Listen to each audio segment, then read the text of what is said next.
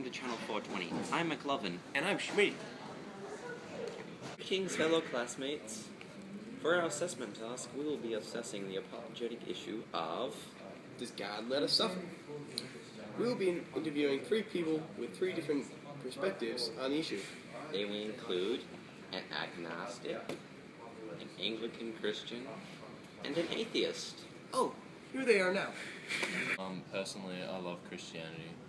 It's my favourite religion, but I don't follow it. I don't believe in Christianity.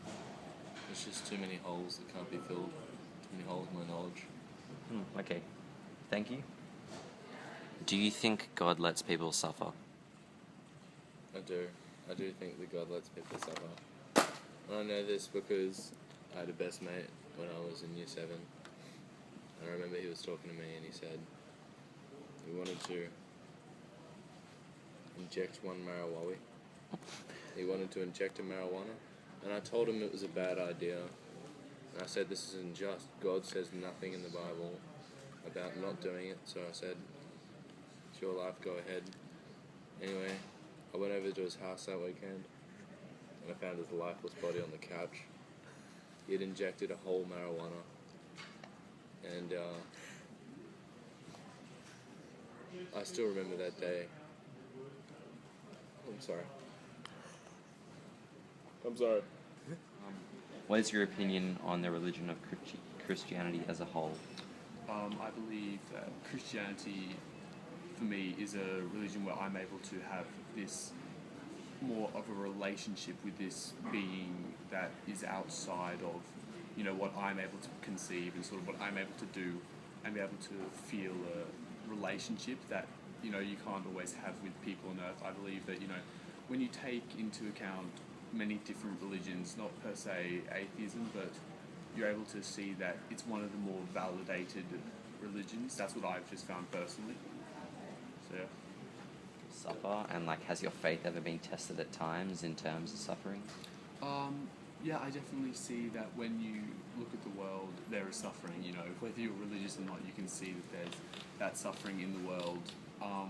When it comes to me personally being challenged, I've had challenges myself, sort of more personal, emotional type challenges, but I've never been pushed per se to, what you see in other countries around the world where they're starving. I'm not going to try and make a claim that, I've been in a place where my life was at risk, because I've never been in that position myself, but when I look around the world, I can see that suffering, and when I look at that suffering, I see that there are people in this world who are corrupted with sin, who are causing these problems, and then at the same time, I do look and I see natural disasters, tsunamis around the world, and I can't explain that.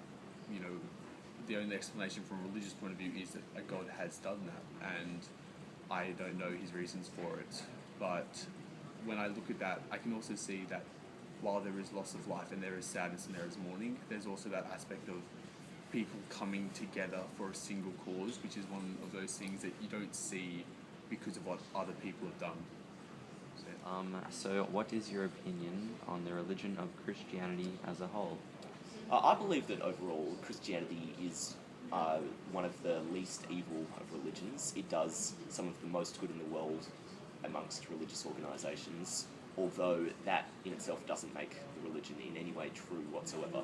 And I believe that there is almost no doubt that there is no God. Do you think God lets people suffer? Not at all. I don't believe that there is any form of God or powerful almighty deity in the sky or anything like that.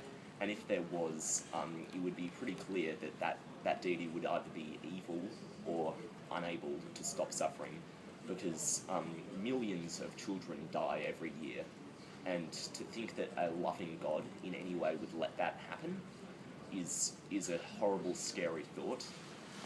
Fortunately, though, there is no God who's letting that happen.